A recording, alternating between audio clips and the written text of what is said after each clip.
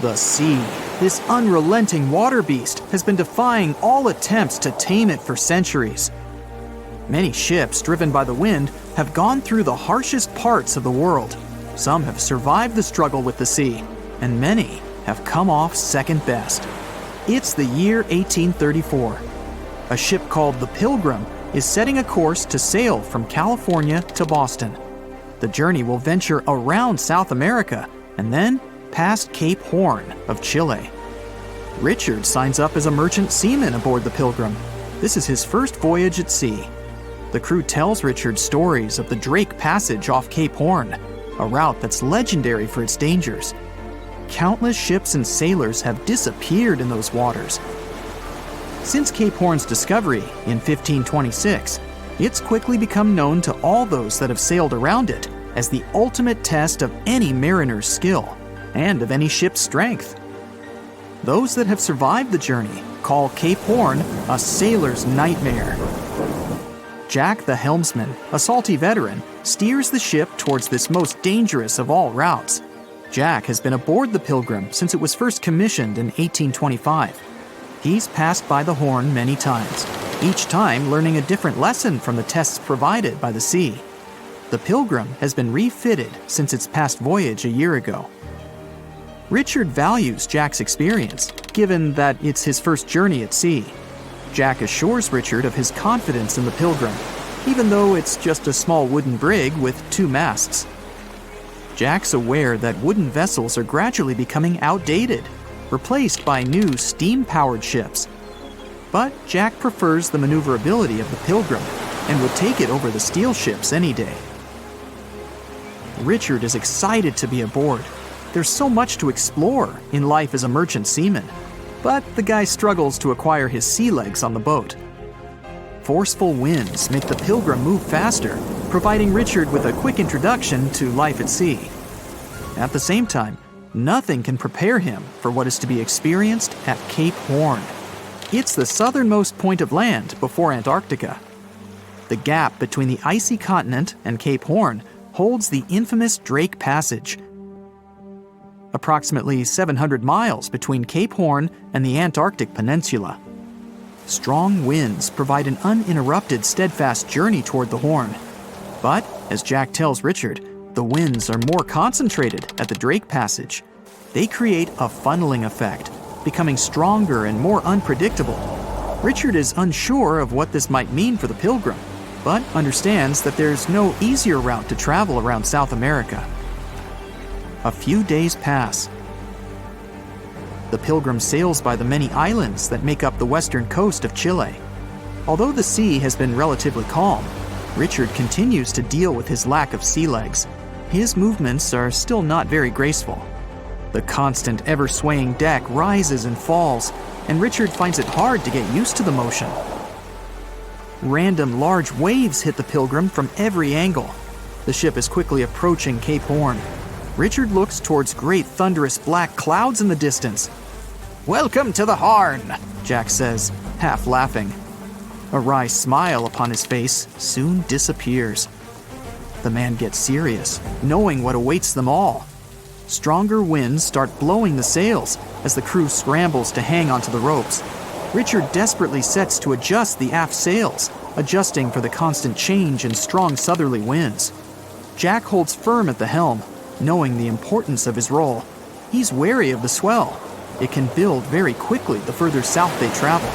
It's crucial the Pilgrim doesn't venture too close to the Horn when they approach. The great darkness that was in the distance is now all around them, filling the sky in every direction. Blackened clouds throw rain and hail down at the crew as they try to resist the enraged weather. Jack is directed by the captain at the helm, changing the direction of the vessel. The temperature has dropped significantly. Barely keeping the water from his eyes, he turns toward the port side bow to provide his face a brief break from the torment of the wind. Looking out into the distance, the man sees the Horn standing alone, surrounded by mist. It's a haunting sight. He steers the Pilgrim along the face of the Horn, the distance getting shorter. The waves shrink in height since the depths become shallower. But these waves are much steeper, and their angle can cause more damage to the wooden vessel. Jack's unsure how much of these waves the Pilgrim can take before the hull is breached. Richard, still posted at the aft sails, watches the water and icebergs floating by. He's unsure how large they actually are, since they're mostly hidden underwater. But he knows to alert Jack if any get too close. Just one iceberg hitting the Pilgrim will be all that the hull can withstand. Dutifully, he watches over the side and into the distance. Icebergs aren't the only thing to look out for. Rogue waves are common in these seas as well. The connecting Antarctic and Pacific Oceans, mixed with stormy weather, form waves together. This creates much larger rogue waves. Such waves have been known to reach up to 100 feet tall. They can destroy most vessels in their path. It'll surely be the end of the Pilgrim if it comes across a rogue wave. Strong currents adjust the route of the Pilgrim, as though the Horn is trying to lure the ship toward its rocky shallows. Slowly, they are getting pulled closer toward the Horn. Jack is fighting the current at the helm. Spinning the wheel, he strains his body as much as he can. Grunting, he plunges the wheel from the port side to starboard and back again. The captain keeps yelling directions. To a novice, they're extremely confusing. But Jack, a hardened veteran, continues to interpret the directions with ease, steering to readjust their course away from the Horn. The captain orders Richard to assess the hull below the decks. With the level of pounding the Drake Passage has provided so far, it's surely harmed the ship in some way. Richard runs to the deck as another sailor yells something at him, but the noise of the sea makes it difficult to hear. A wave hits the side, flowing onto the deck. Richard manages to hang on to the mast before he's almost swept overboard. The entire front deck seems to be underwater. Hanging on as the water rolls off the sides of the ship and waiting for it to clear, Richard watches the Horn slowly go past. Still, it beckons toward the Pilgrim, as though asking for its dues from the crew. The currents are still pulling the ship, while the storm is raging on, with no end of the struggle in sight. The storm is growing ever larger and fiercer. Richard gathers himself to head below and assess the damage. After a slow descent to the lower decks, Richard can finally look over the hull from the ship's quarters. There's no damage from what he can gather. But he's shocked by the depth of the water inside. It's now at waist depth. Cups, amongst other things, float in the water. Even inside the ship, the guy can't escape the waves. Unable to make sense of it all, he stands frozen, listening to the almighty power of Mother Nature outside. The sea roars even more wildly, waves constantly thudding against the hull. It sounds like a somber drumbeat, a slow countdown to the demise of the Pilgrim. Richard forces himself back to the terrors of the above decks, grasping onto the rails to carefully walk the slippery stairs. He leaves the disturbing creaks of the wooden decks. They're soon replaced with the strained sounds of the ropes, the yells of other sailors, and the deafening roar of the sea crashing all around him. Jack is at the helm, focused on his role, still fighting the wind and the waves, even with the addition of ice and frost. It seems that the world around him has set its heart to distract the man from his duty, but Jack pushes on determinedly. For 9 days, the Pilgrim fights the constant changes in stormy weather, facing all kinds of obstacles, but the ship manages to make it through. As they leave the storm behind, the crew sets their course north for their final destination. The sight of the sun peeking through the dark clouds is the most relieving thing Richard has ever experienced. Unfortunately, Richard lost his rations at some stage during the storm. At sea, if your rations are lost, it's your own bad luck. Luckily, Jack is kind enough to share some of his.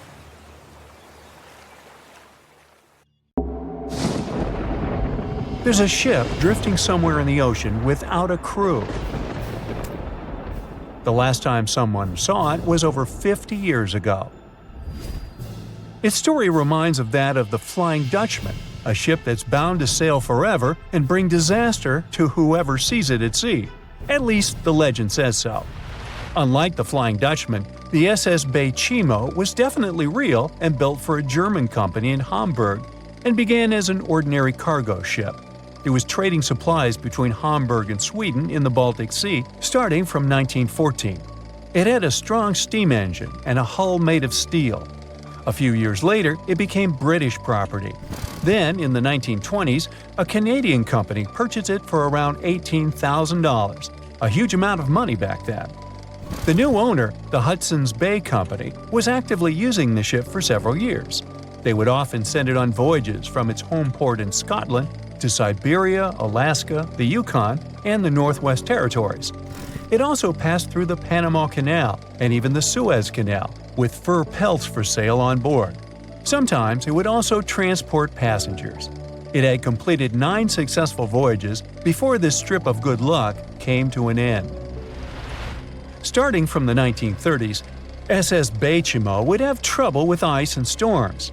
When it first got trapped in ice in October of 1931, some of the crew managed to escape to Alaska. 15 of 22 sailors decided to stay with their vessel and try to save it. They had furs and other valuable cargo worth around $58,000 aboard. The company sent them supplies to survive the winter. They set camp near the ship out of the hatches, tarpaulins, and other materials, and offloaded the cargo. At the end of November, a blizzard rushed through the area, and it seemed like it had taken the ship with it. The ice platform had survived, but the ship broke free. Some of the crew members were sure it had sunk. But soon after, they heard from one of the locals who had spotted their ship around 45 miles away from their camp.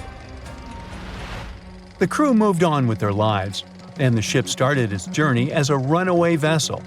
People would spot SS Bechimo once a year or so, all the way until 1965. It was mostly spotted off the coast of Alaska.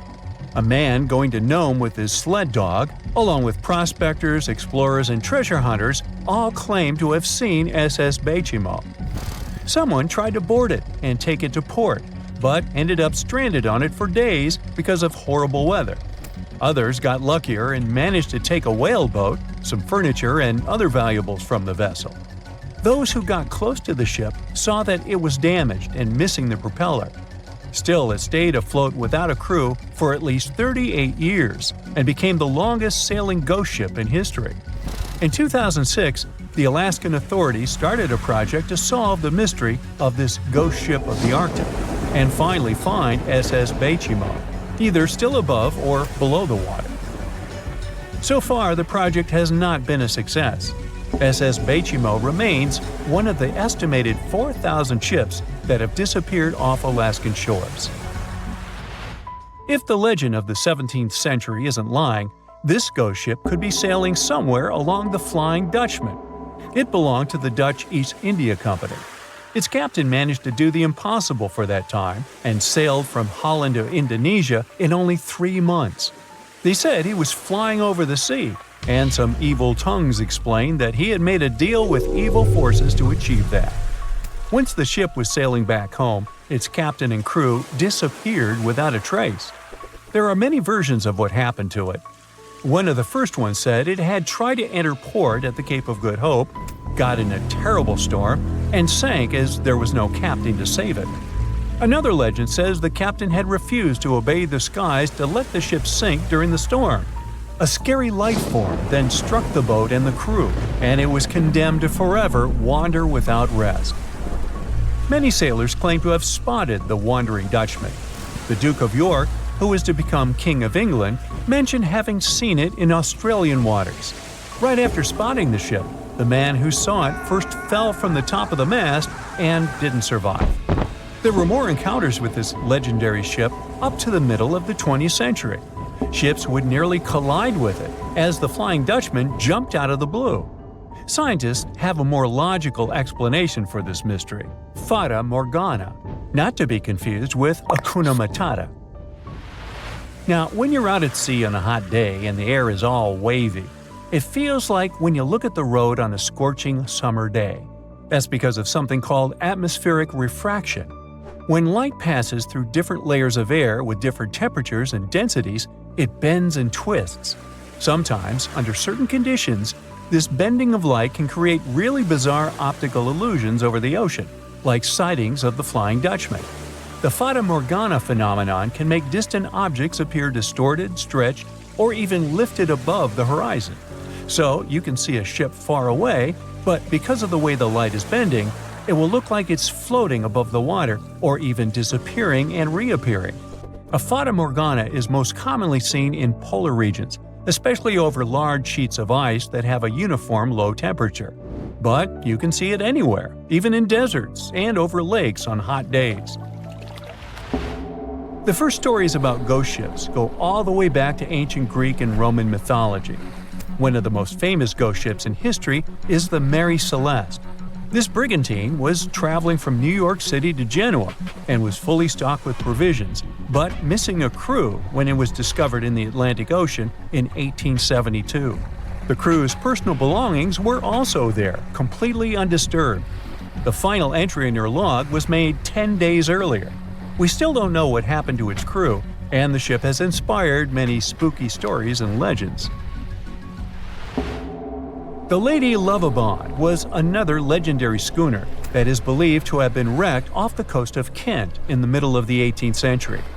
The story tells that the ship's captain, Simon Reed, had just got married and took his bride on board for a celebratory cruise, despite the superstition that it could bring bad luck.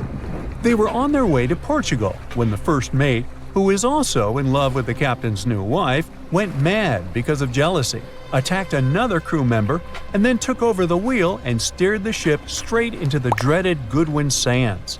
No one aboard survived, and the schooner is said to reappear as a ghost vessel every 50 years. In present times, many vessels become abandoned and turned into ghost ships intentionally. There are thousands of them floating in U.S. rivers, lakes, channels, and coastal waters. Some people lose their boats in storms and other extreme weather. Others have to abandon their boats because maintaining them can cost 10% of the boat's price. Plus, docking a vessel can add up to several $1,000s every year. Most boats have been made of fiberglass, so an owner can't just recycle them as scrap metal.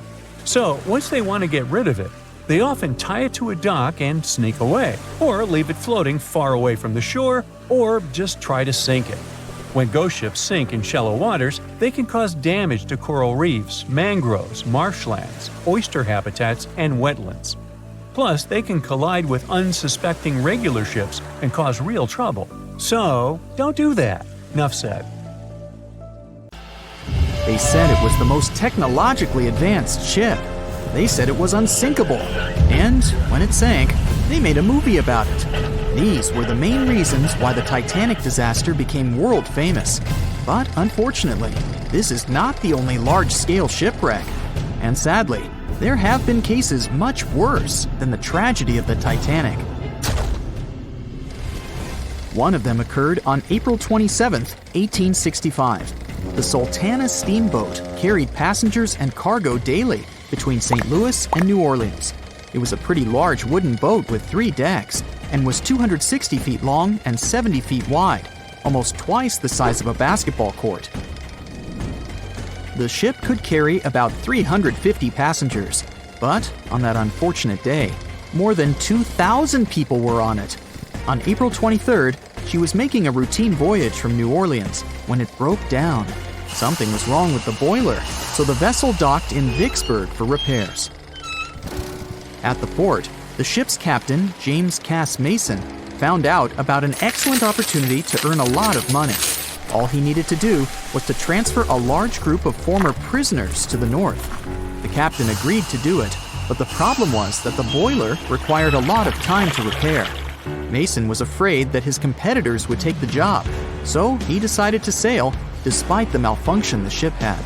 He patched up the holes in the boiler instead of a big repair and invited all the ex-prisoners on board.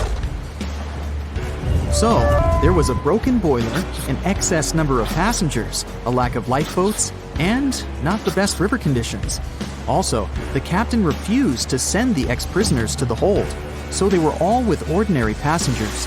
There were strong chances for a shipwreck, but the greedy desire to earn more money was stronger. The Sultana went on a voyage and sailed up the river for 2 days. At this time, one of the biggest Mississippi floods in history began. The river overflowed its shores because of the flood, with the water level rising several feet. All the trees on the shore disappeared, and only the tops were sticking out of the water. The ship sailed opposite this powerful current, making the boiler work too hard. On the evening of April 26th, the Sultana arrived in Memphis, Tennessee, and they loaded even more, 120 tons of sugar and 200 passengers. She got incredibly heavy. Around midnight, the ship continued its dangerous journey. The captain sailed to barges to load a shipment of coal. At 1 a.m., the vessel left the barge. At 2 a.m., the broken boiler, unable to withstand the load, suddenly exploded. The Sultana was just 7 miles north of Memphis. Few people survived that day. The problem was that passengers trying to escape from the fire jumped into a cold river with a strong current. The Sultana disaster is considered the most tragic shipwreck in the history of the United States. The exact number of those who didn't survive is still unknown. According to various sources, this number was from 961 to 1,800 people. Don't be surprised that almost no one knows this story. There were many more survivors in the Titanic tragedy, and everybody heard about it. But the Sultana sank during one high-profile event. 12 days before the shipwreck, the country lost Abraham Lincoln. People hadn't yet recovered from this news, so no one paid much attention to the tragedy of the Sultana. Many catastrophes happened quite recently by historical standards. One of them occurred in 2002. The ferry La Jula was a Senegalese vessel. The ferry sailed twice a week, mainly along the coast of Dakar, carrying passengers who traded mango and palm oil. It made daily voyages and never faced severe problems thanks to modern rescue equipment and good repair service. But one day, the ship's crew discovered a malfunction and sent the boat to port. For almost a year, La Jula was in a non-working condition, awaiting repairs. But it didn't get high-quality service. After poor maintenance, the ferry set off on its last voyage. On September 26, 2002, La Jula sailed between southern Senegal and Dakar, and at 11 p.m. headed toward Gambia, where a strong storm began. The wind raised high waves, but this wasn't critical for the large passenger ship unless the number of people on board didn't exceed the established norm. La Jula was supposed to carry about 500 passengers, but had many more people that day. Too many passengers, poor repairs, and a strong storm caused severe problems for the ship. But the main factor in the shipwreck was that La Jula was only built for sailing in coastal waters, but that day, it sailed far from the shore. Big waves started rocking the boat, and at some point, it just turned upside down. The ship's deck went underwater, and its lower part stuck above the surface like an iceberg. All the passengers sitting in cabins fell on the ceiling and lost their orientation in space. There were no holes or damage in the ship's hull, and water flooded the lower decks for a long time. The vessel stood in a twisted position for several hours. Then, the boat began to sink when the water seeped through the deck and hold. The ocean was warm, but no one came to save the passengers. People had to wait almost 4 days to be rescued. Unfortunately, only a few managed to survive. The Philippines is a very dangerous area for ships. This place consists of several thousand islands and a vast area with shallow water. Ships can run aground and damage the hull with reefs and pitfalls. On September 20th, 1987, one of the most terrible disasters in navigation history occurred there. A Philippine passenger ferry called Dona Paz left one of the islands and sailed toward Manila. The sun was shining, the ocean was calm, and the visibility was good. But for some reason, the crew members didn't notice how the tanker Vector was approaching them. The two ships collided at low speed. The collision wasn't strong, but the problem was that the Vector had tons of oil on board, and the Dona Paz crashed into the cargo hold where that oil was stored. So it spilled all over the ocean, and then a spark slipped through. Not only did the two ships catch fire, but also filled with water. Both ships sank in a matter of seconds. Only a few dozen people survived that disaster. On September 27, 1854, the passenger ship Arctic sailed from Liverpool to New York. The fog came rolling down, and visibility got really bad. Another boat appeared out of the thick white haze, the French steamer Vesta. The ships were close enough to each other that a collision was inevitable. The French vessel was smaller, so it seemed to the Arctic's captain that Vesta had received a lot of damage. And while he was staring at the other ship, his boat got quickly filled with water. The captain gave the order to sail to the shore as fast as possible, but the ship's engines stopped working because of the flood.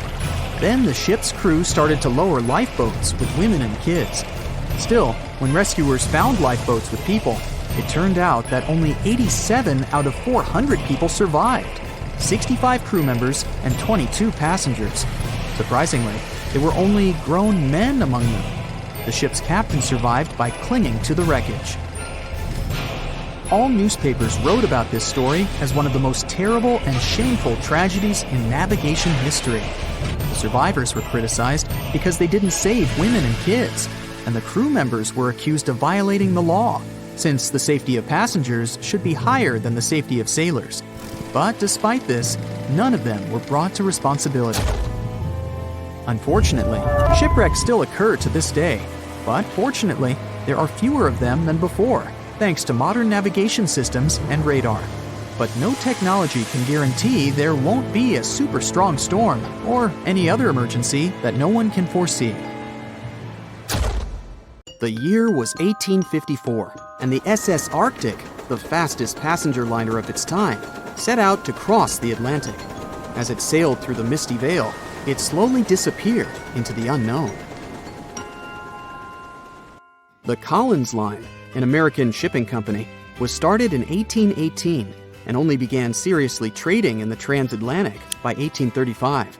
Its steamships crossed the Atlantic from Liverpool to New York within just 10 days.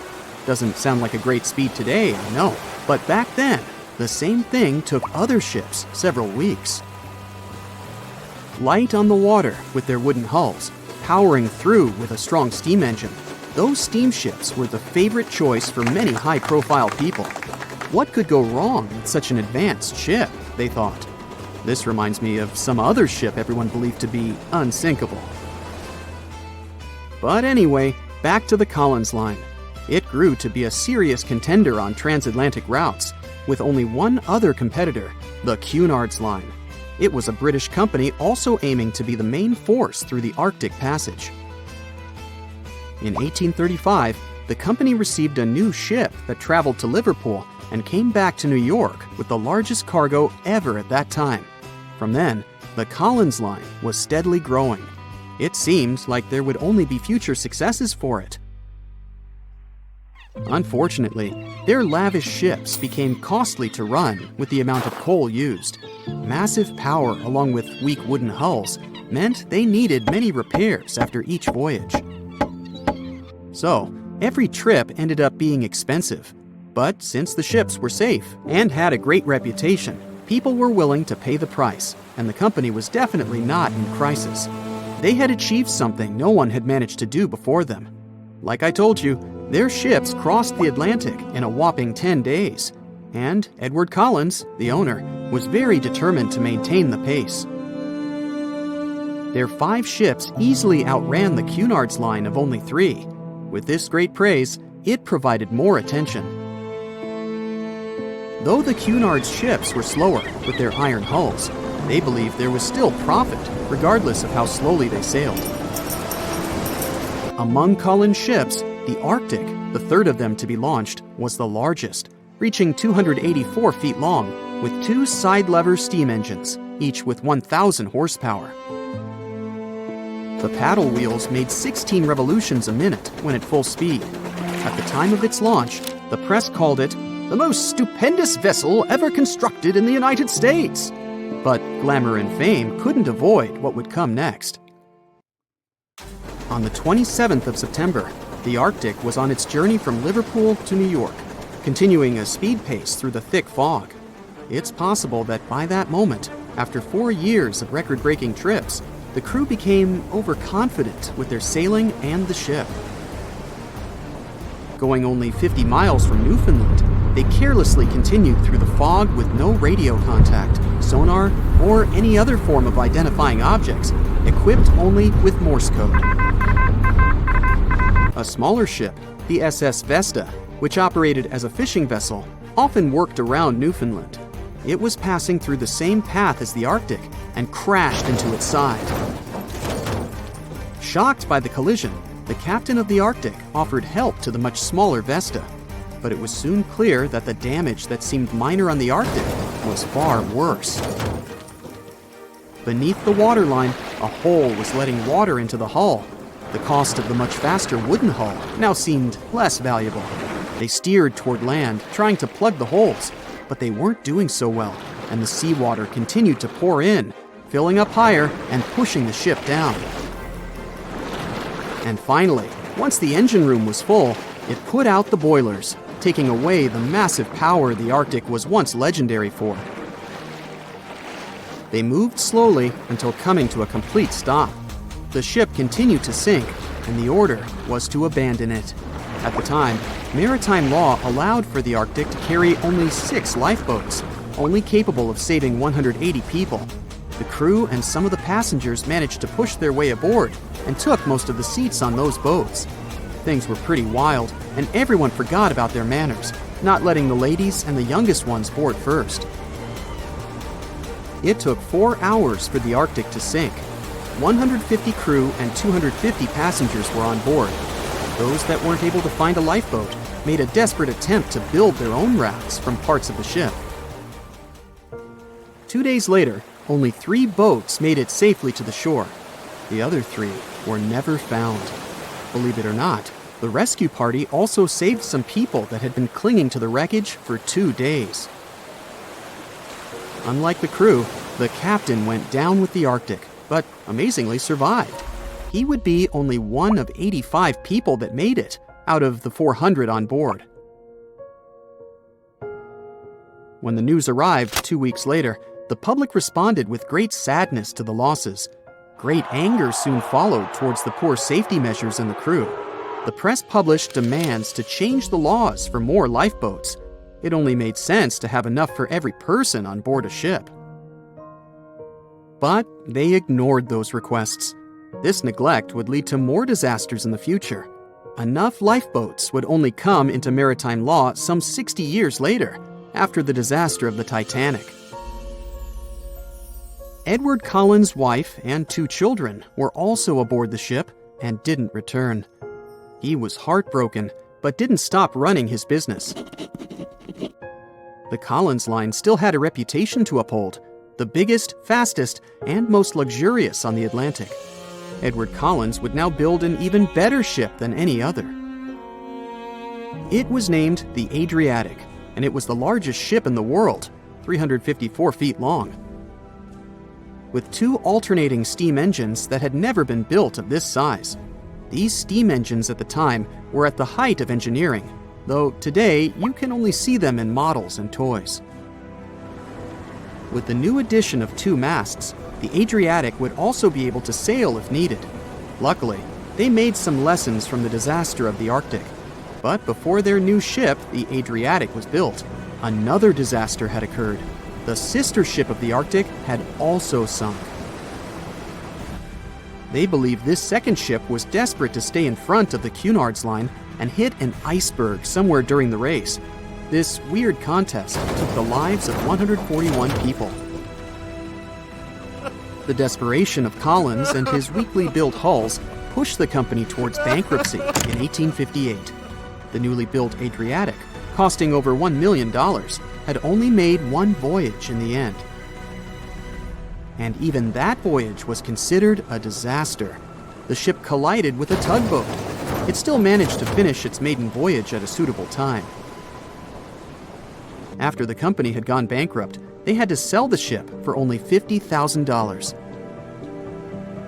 They removed the great giant engines, replacing them with only sails. Although it was once the greatest ship on the high seas, it was only 30 years later until it was abandoned, labeled irreparable, and anchored in a river. The other remaining ships were also sold and only used for parts. Edward Collins left the industry altogether, seeking work on dry land instead. As the Collins line was no longer in the mix, the Cunards would grow in strength. Without competition, they would win the Blue Riband for the next 30 years, and 180 years later, after producing hundreds of ships. They still have a constant presence on the seas as they provide transatlantic crossings, world voyages, and leisure cruises. To this day, the Cunard Line is the only one to run ships between Europe and America, and it's great proof that it's not always the fastest that's the best.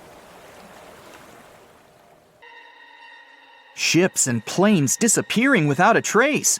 Passengers never seen or heard from again. Reports of strange lights in the sky. No, these aren't scenes from an upcoming Hollywood blockbuster, but some of the strange occurrences reported for over a century in an area ominously dubbed the Graveyard of Lake Ontario, also referred to as Canada's Bermuda Triangle, or the Marysburg vortex. It stretches across a portion of Lake Ontario from Kingston to Prince Edward County in Canada, and down to Oswego, New York in the US. The tales about this area can be as chilling as the frigid lake water on which they took place. The most unsettling story involves the schooner called the Bavaria. It was 1889, and the ship was being towed across the lake. Rough waters severed the tow rope, and the Bavaria floated away. Luckily, the schooner was later found safe and fully intact. But there was one thing missing: the crew. Not a single person was found on board. What makes the story even more bizarre is that the dinner table was set, a loaf of bread was discovered, freshly baked, and the captain's money and his papers were fully accounted for. There was even a pet canary happily chirping away, as if nothing was amiss. What happened to the crew? We may never know. And this was not a unique incident. Just over a decade later, in 1900, 3 ships, the Annie Minnis, the Picton, and the Acacia, were sailing across the lake, but only 2 would make it to their final destination. The third one, the Picton, was speeding ahead of the others when it simply vanished. According to a cook on the Annie Minnis, "We were well out into the lake and making good time when all of a sudden we saw the Picton's topsails coming off, and then her lower sails settled, and then, while we stood and watched, the Picton just disappeared."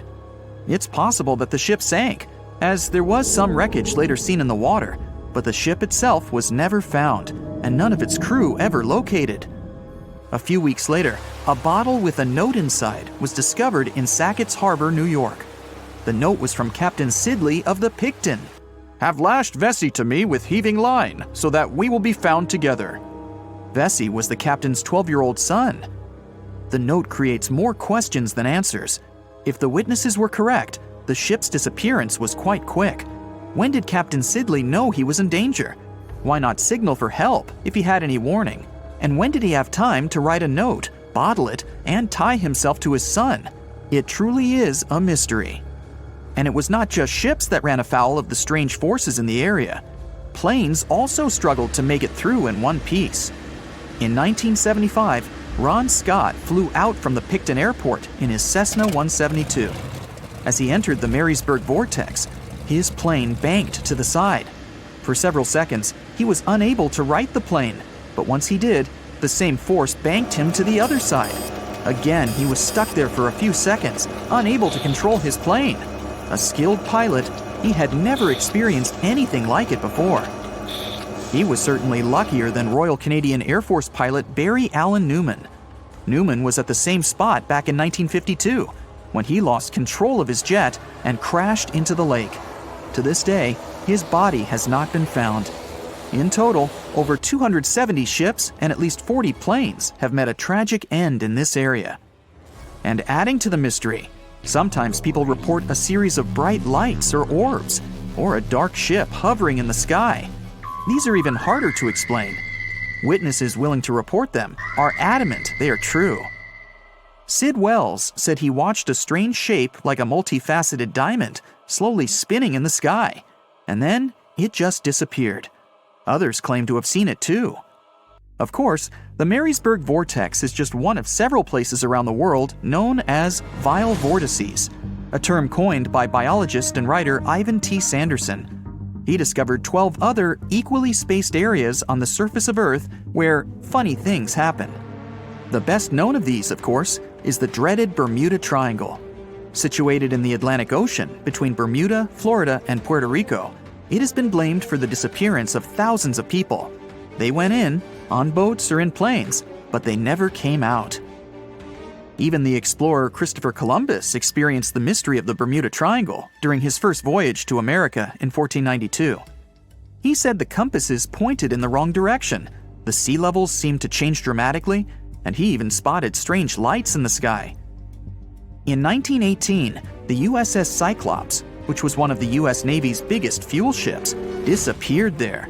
Since the 309 crew members were declared lost at sea when the Cyclops vanished, it's seen as the largest loss of life in the history of the US Navy in a single incident. At the time, the weather was good. The one message sent that day from the ship indicated no issues or concerns, and a distress signal was never sent. A thorough naval investigation followed. Its conclusion? Many theories have been advanced, but none that satisfactorily accounts for the ship's disappearance. In other words, the investigators were stumped. There's also the Dragon's Triangle, located in the Pacific Ocean. The most disturbing story involves a group of Japanese vessels that disappeared in the 1950s. When researchers were sent to investigate what happened, they too disappeared. In each case, it's impossible to truly know what occurred, and it's easy to get caught up in stories of giant sea monsters lurking beneath the waves. Who doesn't like a good scare? And Sanderson was willing to accept the possibility of such stories being true. He believed the vile vortices that he studied could be explained by anything from a wrinkle in the space-time continuum to magnetic abnormalities to underwater people. Of course, Sanderson was not only a huge fan of strange places, he also wrote about strange creatures like Bigfoot and the Loch Ness Monster. His skills as an impartial scientist are questionable though. In 1948, he claimed that some 3-toed footprints found at Clearwater Beach in Florida were proof of 15-foot-tall penguins, arguing that they were impossible to fake. In 1988, Tony Singerini revealed that he and his friend, attaching some cast-iron feet to his high-top sneakers, were behind the giant penguin hoax. So maybe Sanderson isn't the most reliable source after all, but there are also some very compelling and wholly natural explanations. Let's look specifically at the Marysburg vortex. It's entirely possible that ships like the Bavaria and the Picton were done in by a mix of bad luck and bad weather. Unsettled weather is certainly not uncommon on Lake Ontario, and flash storms on the open water can prove dangerous to the most skilled sailor. And even today, with advances in weather forecasting, we get it wrong all the time. Back then, there was no way to predict that a storm was just around the corner. And the weather was just one issue. Historian Mark Seguin said that the area was always known to be dangerous, as the lakebed quickly becomes shallow along the eastern shore. There are also small rocky islands and shoals scattered throughout the area, making sailing a risky venture, especially for larger vessels or those weighed down by heavy cargo. By the mid-20th century, modern weather forecasting and improved shipbuilding alleviated most of the hazards of the Great Lakes shipping, resulting in fewer losses. The last major shipwreck in any of the Great Lakes was that of the SS Edmund Fitzgerald, which sank off the coast of Lake Superior in 1975, with 29 crew members going down with it. It seems the vortex is no match for human progress. And as for lights or images in the sky, in most cases, it's the result of an interesting phenomenon called thermal or temperature inversion.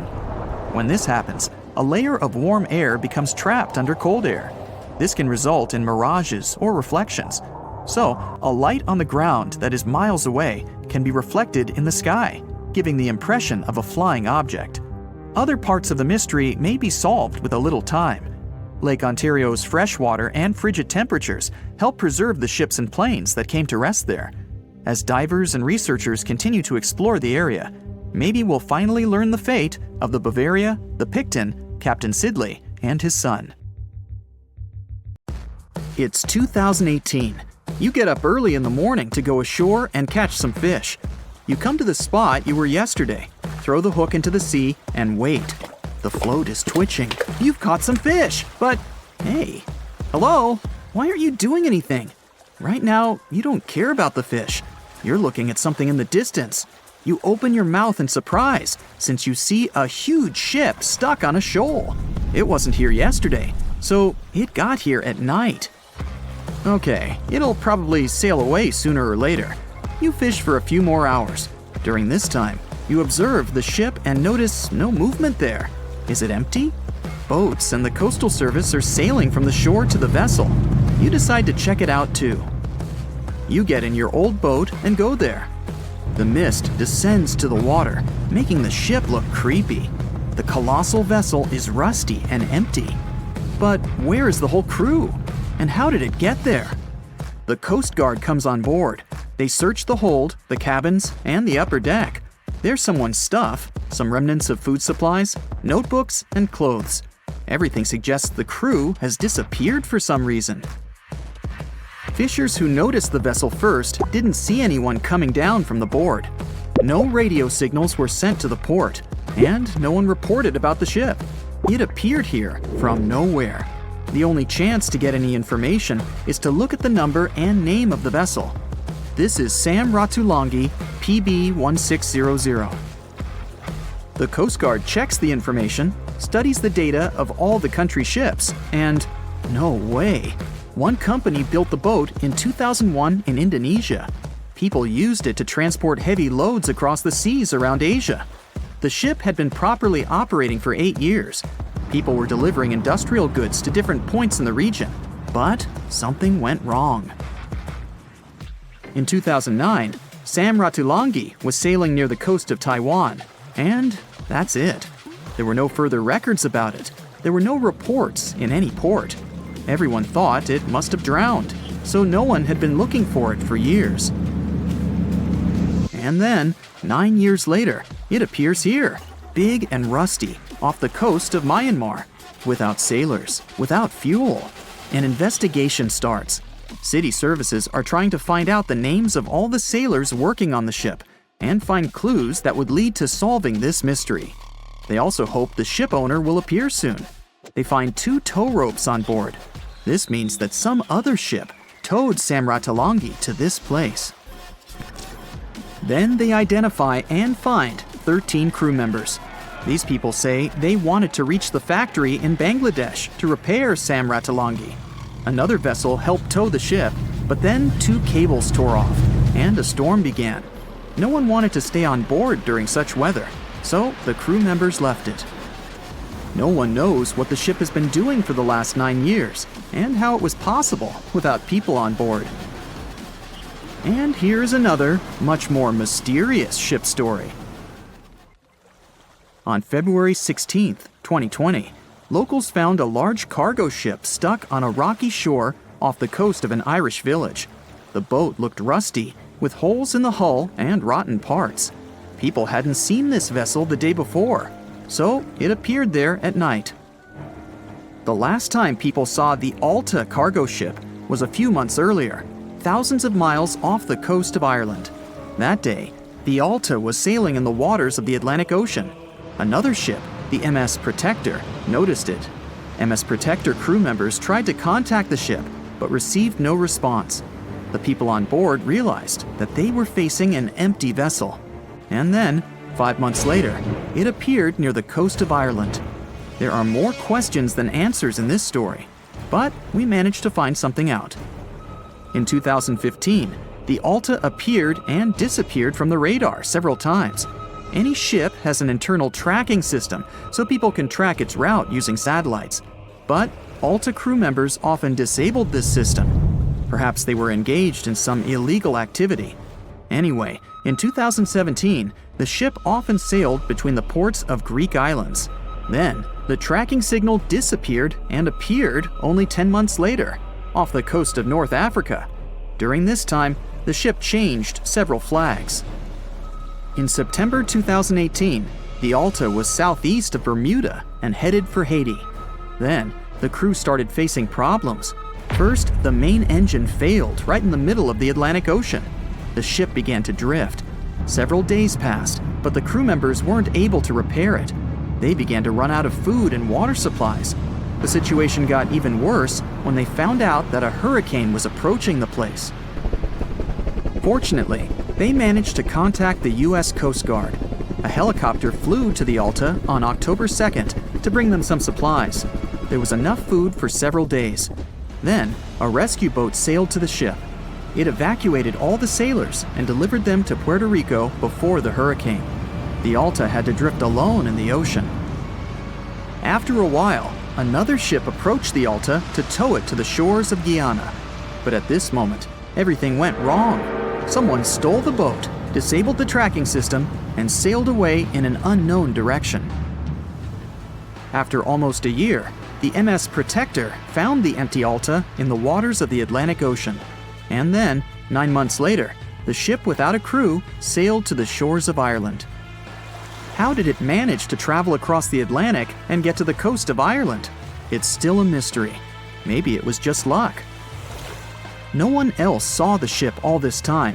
It was just covering huge distances, surviving storms. Who's the captain? What happened to the thieves? Who owns the ship now? One day, someone called the village administration and introduced themselves as the vessel owner. But that unknown person didn't provide any evidence.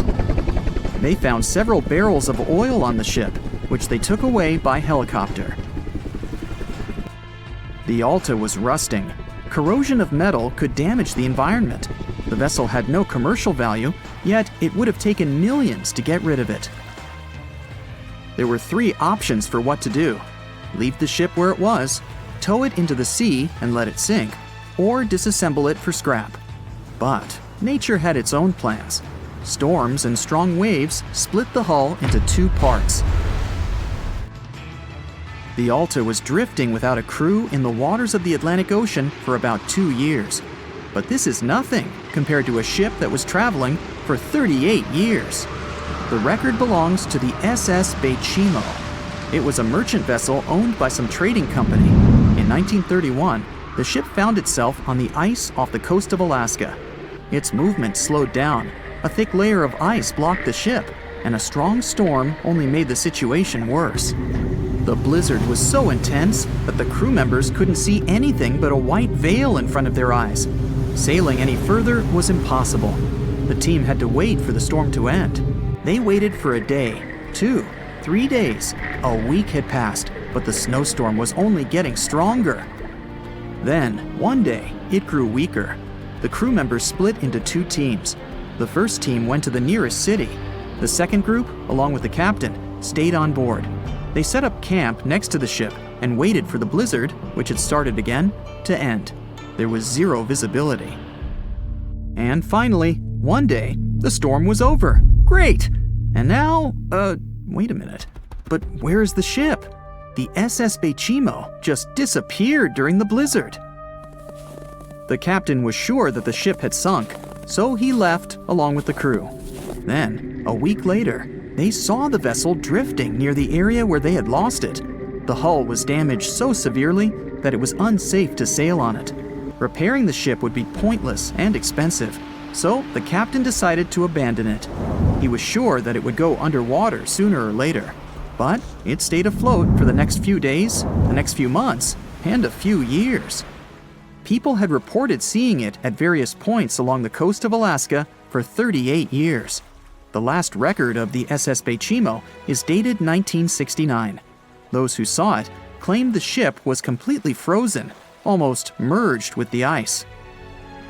Some people planned to start an expedition to find the ship, but all attempts were unsuccessful. The vessel is probably lying somewhere on the deep sea floor. More than 25 million people boarded cruise ships globally back in 2017. It may not seem like a lot, but that's more than the total population of Belgium. It's a great vacation alternative with an added bonus. You can sample various different destinations for future time off in one single trip. If you've already booked a trip on a cruise ship, but you still have no idea what you should pack, start with some research on your specific cruise location. Either way, be sure to bring deck-friendly shoes that are low-heeled. Also, add a pair that's comfortable to walk on larger distances for the days spent ashore. Depending on the season, you might want to add a few swimsuits too. If you're on any type of medication, make sure you bring it with you in its original packaging. If you're a light packer, don't worry. Most cruise ships come equipped with laundry rooms. They're kind of pricey, especially if you want your garments to be washed, ironed, and folded for you. But it does save you the extra hassle of packing more clothes or washing them for yourself. It's really important that you check in with your credit card company before boarding a ship, more so if your itinerary includes one or more foreign countries. Your credit card might get frozen if there's any unusual activity on your account. Most of these companies have algorithms that get triggered once there are charges from different countries in rapid succession, which is exactly what you'll be doing on a cruise ship. Letting them know beforehand saves you the embarrassment of having your card declined at some fancy restaurant. To make sure you get the best room, before booking it, check out the ship's deck plan. It should be available on their website. If it's peace and tranquility you're looking for, don't go for the rooms directly above or below any of the ship's entertainment points. Also, if you have a history of getting seasick, try to skip the rooms that are available at the front of the ship. Rather, go for those located in the middle of the ship on a lower deck. You'll feel less movement. If it's your first time going on a cruise, you might be surprised to know that some cabin rooms don't have windows. Before making a reservation, make sure to check out all the amenities of the room you intend to book. Most cruise liners add a bunch of pictures from the common rooms on their reservation pages, and it might be a bit confusing as to what you're getting exactly for that specific price point. Also, some rooms on board are quite small too. If you don't like to sleep in small spaces, you might want to upgrade to a larger room, even if it's a bit pricier. You can always split the cost with a friend if they want to join you on the cruise. With the help of modern technology, even if a specific location doesn't have windows, it doesn't mean you can't watch the waves. How, you might ask? Fancier cruise ships feature a secret, added bonus.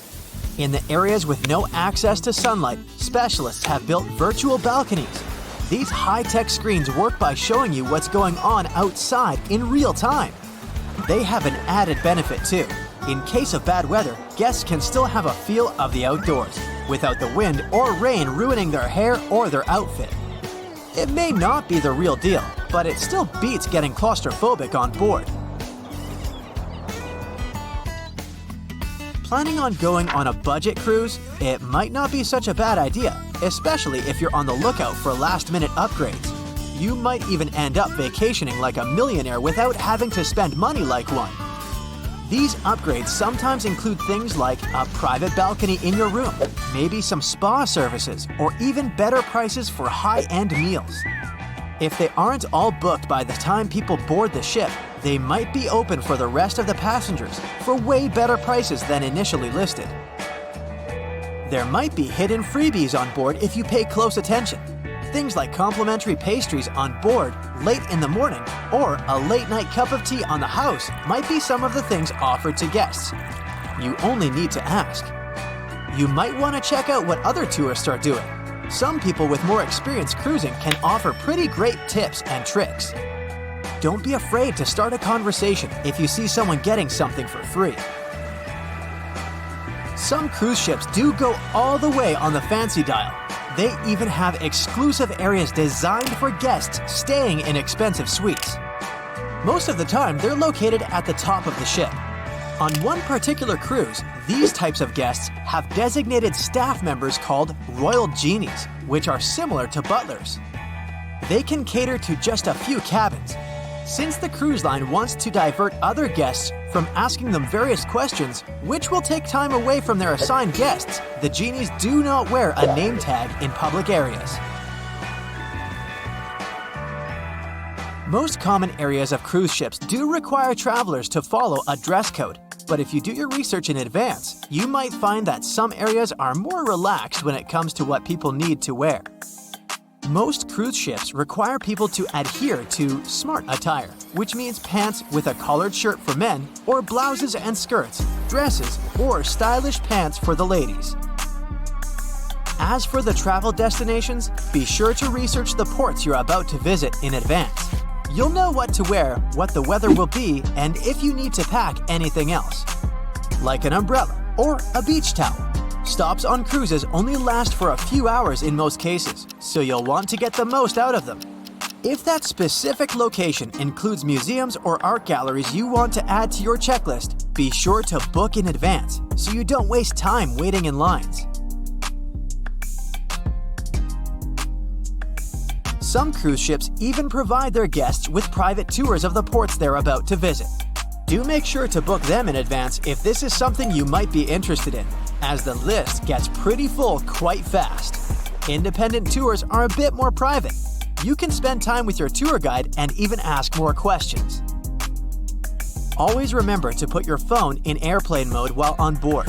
Most cruise ship horror stories involve cruising newbies that ended up paying thousands of dollars in cell phone charges while on ships, just because they forgot to turn it off.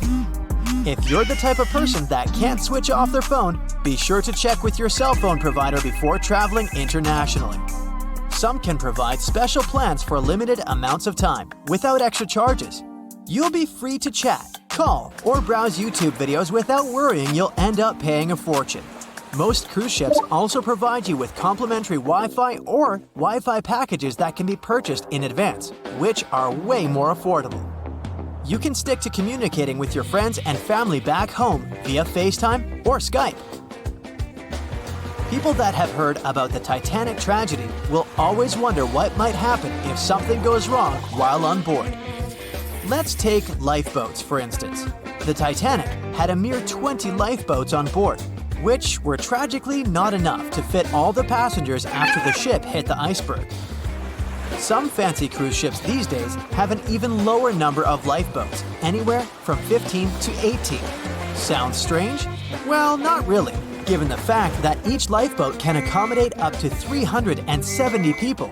Even the largest ships, which have an estimated capacity of 8,000 people if fully booked, including tourists and staff, are safe in case of an emergency.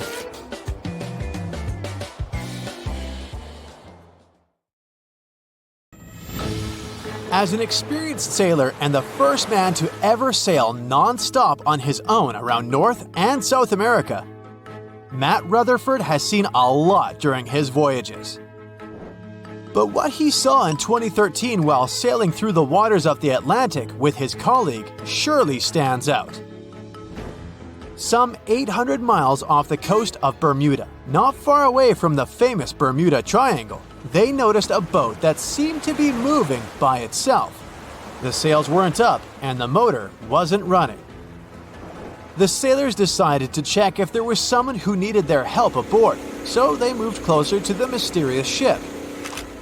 Once they got there, things only got weirder, as they realized there wasn't a living soul aboard. Rutherford started filming to document their discovery. The boat looked so awfully abandoned that they expected to find some pretty scary things in there. But it didn't stop Rutherford from searching the vessel. The boat, which turned out to be named Wolfhound, looked like an upscale one, probably costing hundreds of thousands of dollars.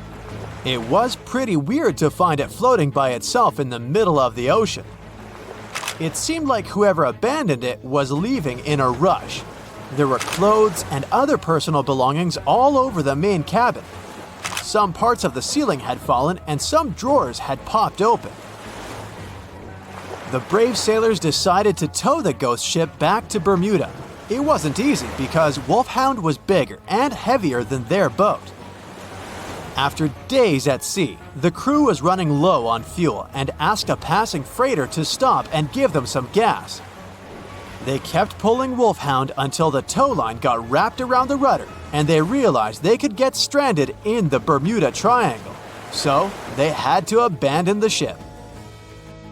What really happened and how Wolfhound ended up in the middle of the ocean will probably remain a mystery. Rumor has it that it belonged to a member of the Royal Irish Yacht Club. The ship was going on its first voyage from Connecticut to Bermuda and then Antigua. It got in a terrible storm around 400 miles away from Delaware. The winds were so strong that the yacht suffered 2 knockdowns. A Greek cargo ship rescued the crew. They left the ship with an emergency beacon on. The rescued crew members shared that they saw the ship sink, which only adds more questions to the story. How did it get back to the surface? Does the Bermuda Triangle have anything to do with that?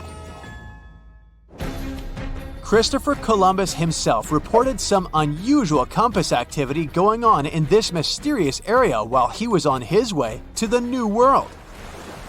Despite the stories of more than 50 ships and 20 planes disappearing in the area, it remains one of the most heavily traveled shipping routes in the world.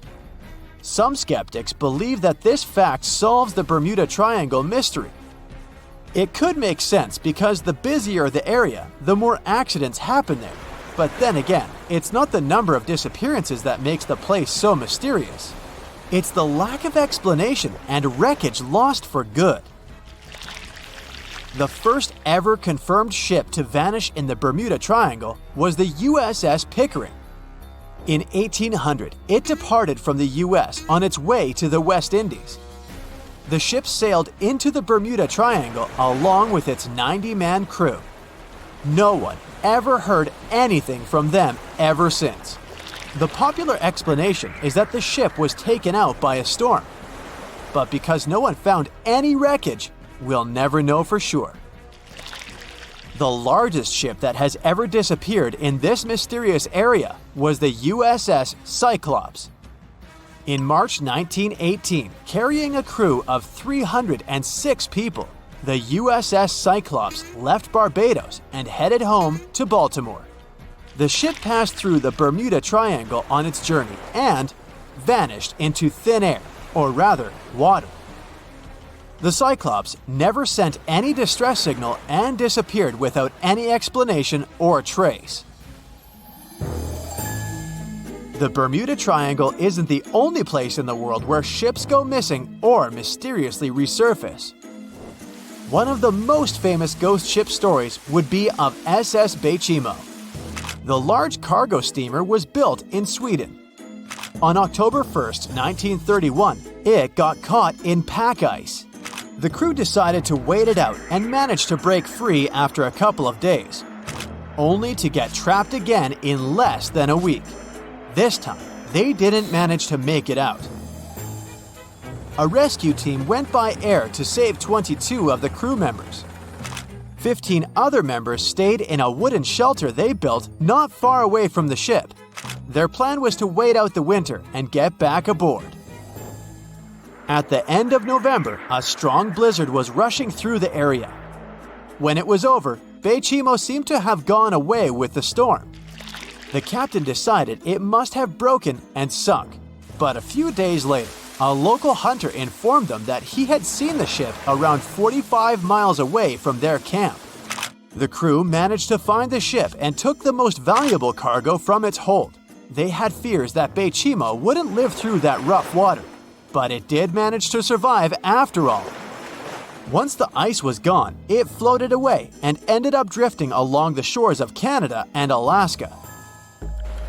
Many people reported seeing the ghost ship in an open sea. Some even tried to board it to save the ship, but the weather didn't allow it to happen. The last time someone saw SS Bechimo was in 1969, 38 years after its crew had left it. It could still be drifting somewhere in the ocean. The story of MV Hoita happened in the South Pacific. The ship was originally a wooden luxury yacht. After serving for 20 years to various owners, it became a merchant ship. In 1959, it set on a trading voyage that was supposed to last around 2 days. When it didn't reach its destination on time, no one was worried at first as things happen in the open waters. After another day, and no distress signals from the Hoita, it was obvious that something serious was going on with it. There were 25 people aboard, and their families wanted to find them. A search and rescue crew worked for 6 days looking for the ship, or at least its wreckage, in an area of nearly 100,000 square miles. That's 1.5 times as big as Florida. Sadly, the mission had come back with no results. It seemed like Hoita had disappeared without a trace. A month later, another merchant ship noticed Hoita drifting in the ocean, miles and miles away from its original route, and none of the crew members or passengers were on board. The cargo had also disappeared. The lifeboats were also gone, so the people must have escaped the ship hoping to save themselves. It turned out that the crew had been trying to get help as they tuned the radio to the International Distress Channel.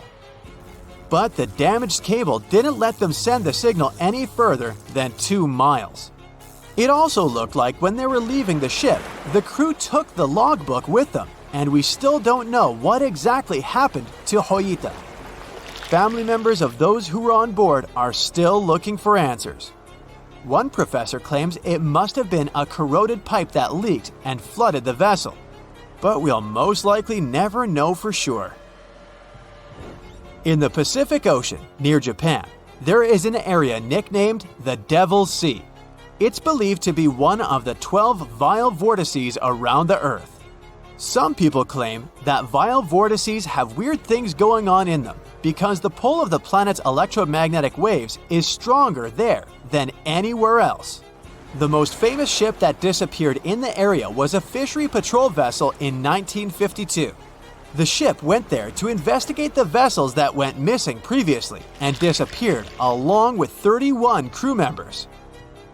Scientists who don't believe it was a mysterious disappearance blame the underwater volcano eruption for what happened.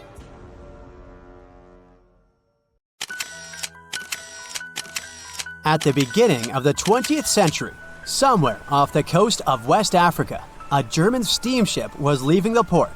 Suddenly, the weather got worse, and the vessel entered a thick fog. The sailors ran aground on a sandbank close to the shore. Luckily, no one was hurt, and they were even able to save their precious cargo. But the ship was stuck in the sand for good. And it was not alone there. Nearly the entire length of the western coast of Namibia is called Skeleton Coast. If the name sounds scary, that's because it is. This 976-mile-long beach line is among the most dangerous places on Earth. The local Bushman tribes believe that their supreme deity made this land when it was angry. The Portuguese were the first Europeans to set foot in Namibia in the 15th century. And yep, they didn't like Skeleton Coast either. Portuguese explorers thought this land presented the gates to the underworld. This is the place where the Namib Desert meets the Atlantic Ocean. It might be dangerous, but it's actually beautiful. Plus, it's a UNESCO World Heritage Site. If Skeleton Coast had a PR manager, they would quit on the first day on the job. The area is not exactly tourist-friendly because of its geography and history. Beneath the sand and the waves, there is a secret ocean currently lurking for unsuspecting sailors. It's called Benguela Current. It flows towards the north along the coast of southern Africa. This part of the Atlantic is rich in marine life, but the current's land neighbor isn't that happy with the deal. This arid climate created the Namib Desert, one of the driest regions on Earth. And that marine life I just mentioned? It's sharks. 11 species of them to be exact. And yes, the great white decides to pop by once in a while. So far, we've got a desert landscape, strong currents, and sharks. Not a place for a beachside resort, definitely. But if someone ends up on Skeleton Coast, will they know they're in danger? Don't worry, they will. The beach is littered with wrecks of all sizes and shapes. If you remember that German ship I mentioned in the very beginning, its massive and rusted stern is now sticking out from the desert sand. There are some 500 wrecks in total scattered along the coast, and it's a mixed crowd, from Portuguese galleons centuries old to ships that ran ashore here in the 21st century. A modern fishing ship called Zela India managed to slip from its tow rope in 2008 and ended up on Skeleton Coast. Okay, it didn't escape on its own. It had some help from the elements. But it's better to be a tourist attraction on a beach than to be broken up for scrap.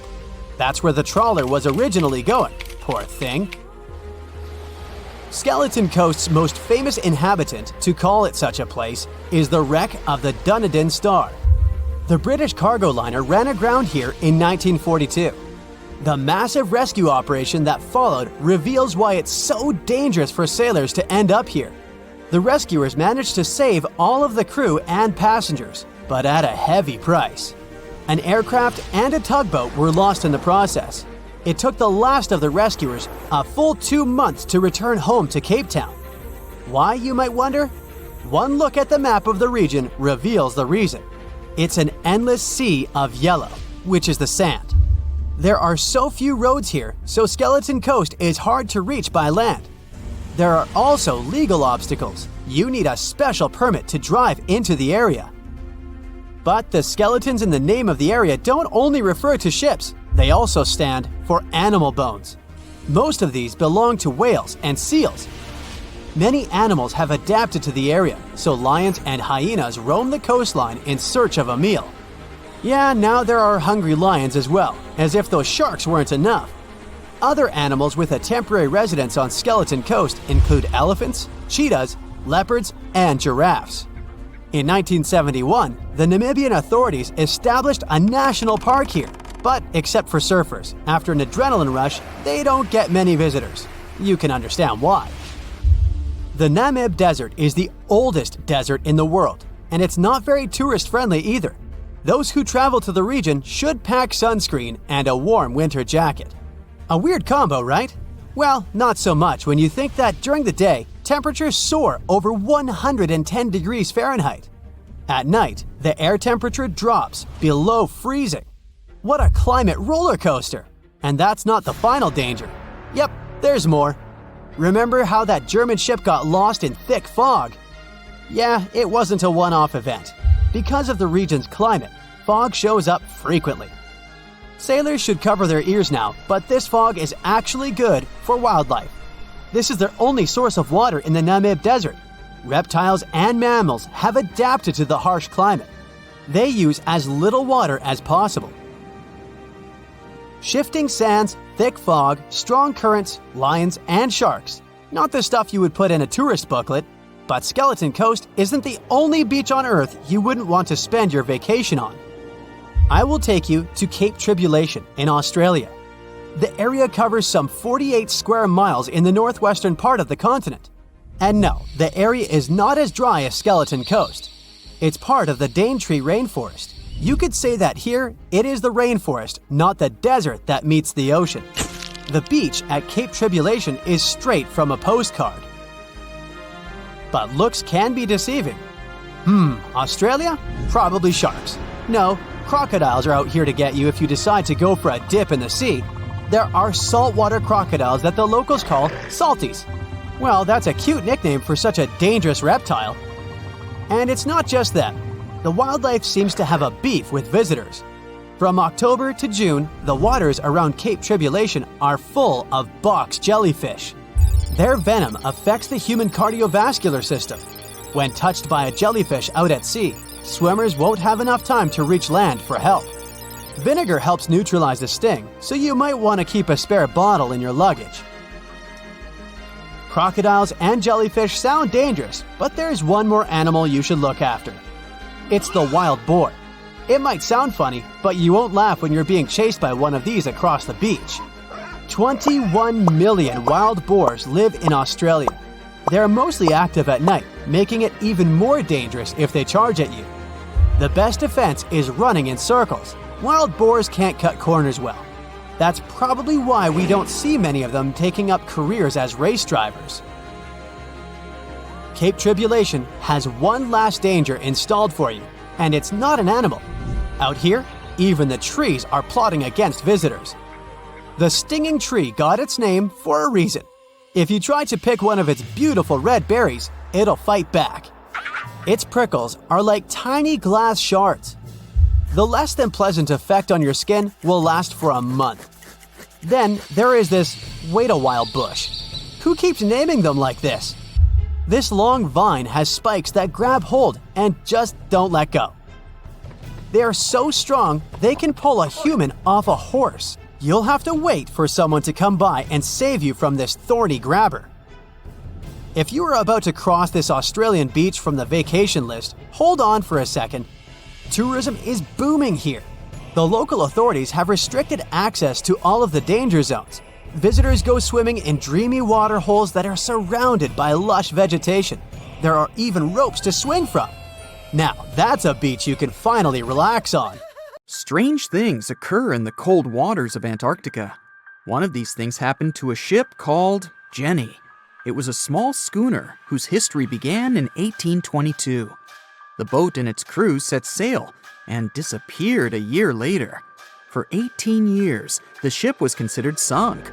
People forgot about it, but in 1840, the vessel reminded the world of itself. That year, the whaling ship Hope sailed through the Drake Channel in Antarctica. The crew members noticed a ship among icebergs. It was the schooner Jenny. It was floating slowly in the dark, with no signs of life. The captain of the Hope, Mr. Brighton, gave the order to approach the mysterious vessel. They thought it was some creepy ghost ship, but as they came closer, they noticed crew members on the deck. The sailors of the Hope called out to them, but received no answer. This time, it became clear that something terrible had happened to the Jenny. When Brighton boarded, he realized that the Jenny crew members weren't missing. They were here.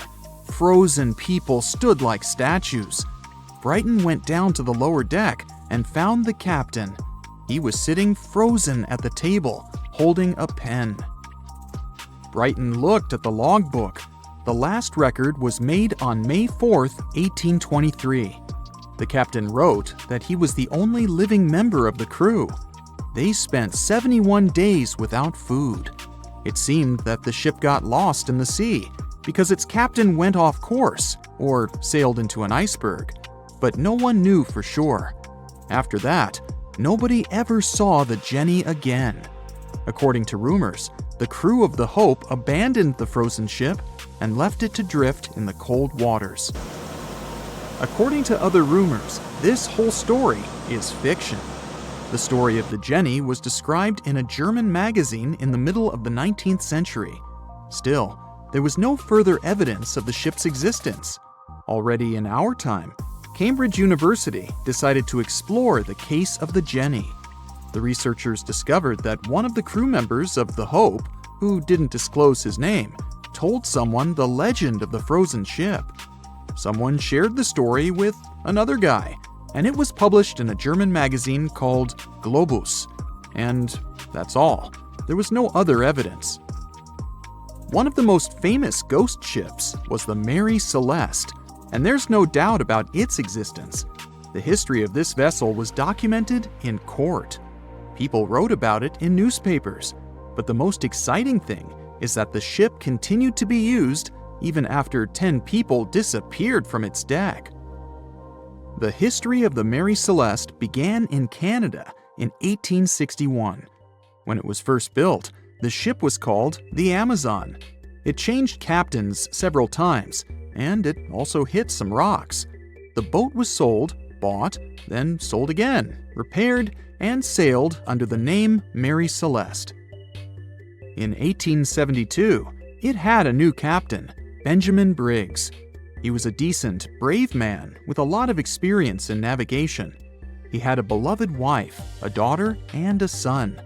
When he went on his last voyage, he took his wife and daughter with him, and his son stayed in America. In November of 1872, the Mary Celeste sailed from the port in New York with 10 people on board and disappeared. 8 days later, another ship, the Dei Gratia, also left New York and followed the same route. Dei Gratia's captain, David Morehouse, noticed the Mary Celeste and immediately realized something was wrong. The ship was moving too freely, as if no one was controlling it. The captain tried to contact the crew members, but no one answered him. Then, together with other sailors, he climbed aboard the Mary Celeste. The ship was in good condition. There was no damage. The hold was slightly filled with water, but it could be easily pumped out. Everything seemed fine, but one lifeboat was missing. The crew members' valuables were in their cabins. The cargo was in the hold. The supplies of water and food were untouched. Judging by the records in the logbook, the ship was caught in a storm, but it was not too strong.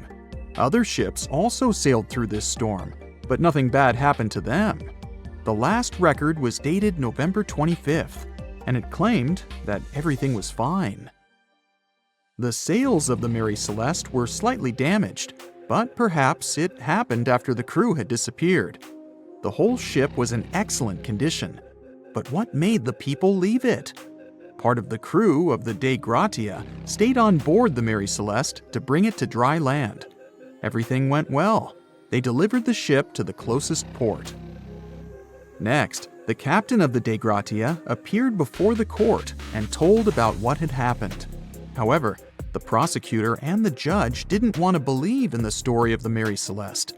They were sure the captain got rid of the ship's crew to get money for its cargo.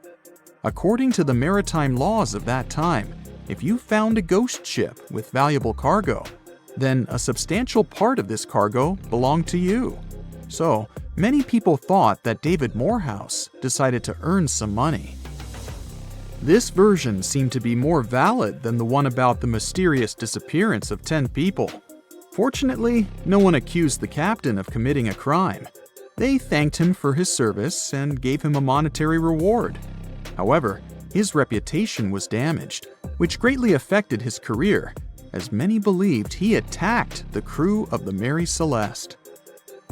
But even after this terrible case, trial, and investigation, the story was not over. The Mary Celeste was still an expensive and efficient vessel.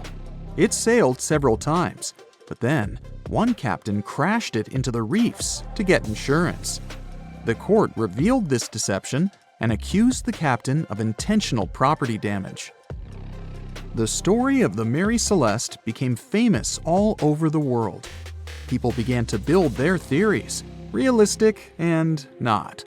Someone believed the ship had sailed through the Bermuda Triangle, but this version was quickly refuted, as the route of the Mary Celeste passed thousands of miles away from the Bermuda region. Did the Kraken or another giant monster attack the ship? Nope. Since the boat was found in almost perfect condition, there were no signs of a struggle. One of the most popular versions was that the crew of the Mary Celeste stole some valuable cargo and sailed to Spain on the rescue boat. However, those who knew Captain Benjamin Briggs said he was a good, honest man. Besides, he had a son in New York, and Briggs would never leave him.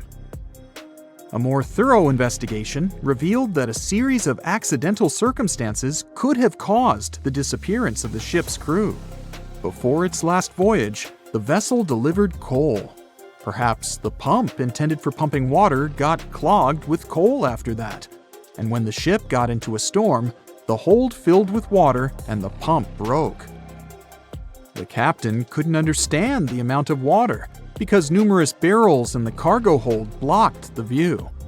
Benjamin Briggs assumed it was dangerous to stay on the ship during a storm, so he evacuated with the passengers on a lifeboat. Perhaps they were close to land and decided to sail there, but the storm intensified and overturned the boat.